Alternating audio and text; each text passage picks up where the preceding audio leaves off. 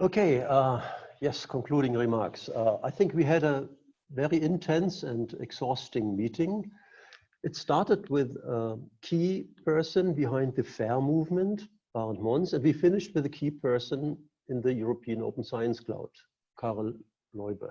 And in between, we had great talks covering the whole area of big data-driven material science and what this means for our field in terms of metadata, ontologies, fairness, and international data infrastructure and artificial intelligence.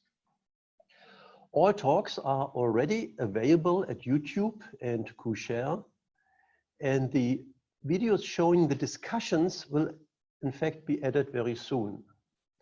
And all of this will be there for the years to come. Also the posters, I'd like just to remind you, if you have not visited them, they were very interesting. Poster presenters, they all have a short, roughly 3-minute video. Actually, a lot of them are really very good about their poster. And you can watch them also afterwards, and you can comment on them afterwards. So please visit the conference website for more information or subscribe to our YouTube channel.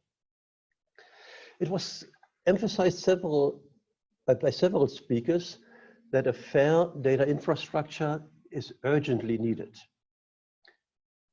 But we have also seen that building it is enormously complicated for material science. We all have to make sure that if we build this will help the research. It should help and not hinder it. And there are some dangers, of course. And if we really continue the way we've discussed it, I'm really very optimistic. And as we said also several times, this has to be an international activity. Coordination and collaboration. This is crucial for success and for advancing the sciences. And advancing the sciences is the reason why we are all doing this.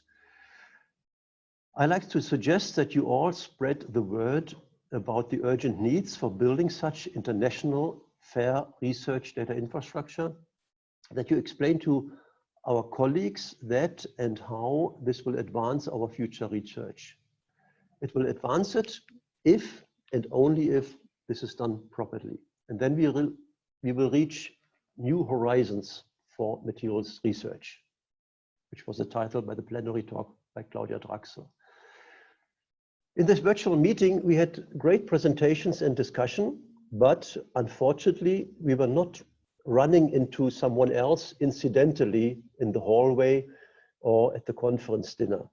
I mean, these incidental meetings are extremely important, I think, and that is certainly what we miss. But I trust that we have done the best that was possible under the present circumstances. So thanks again to the team. And here you see them in the control center here in Berlin.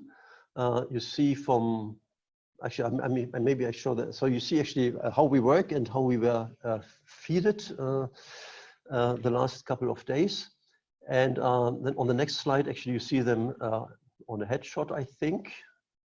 You see Claudia, okay, in the middle you see me, then you see Annika Skior, you see Victoria Kors, Carsten Baldauf, Steffen Kangowski, and Tom Palstra.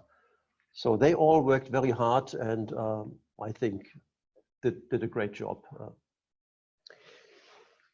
People are at this point already discussing that there should be a next meeting of this conference. And the plan is there should be one maybe in 2 years in 2022. There are already 2 possible options, which I think look very good. One would be that the next meeting should be in Shanghai, but another one is that it should be in the Netherlands.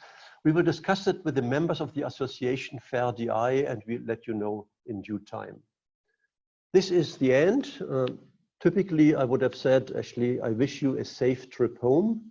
I mean, I still actually wish you a safe trip home, although this is much shorter than a typical conferences. It was great having you with us. Thanks for being there. And in the name of the whole team, I would say stay fair, stay healthy. Goodbye.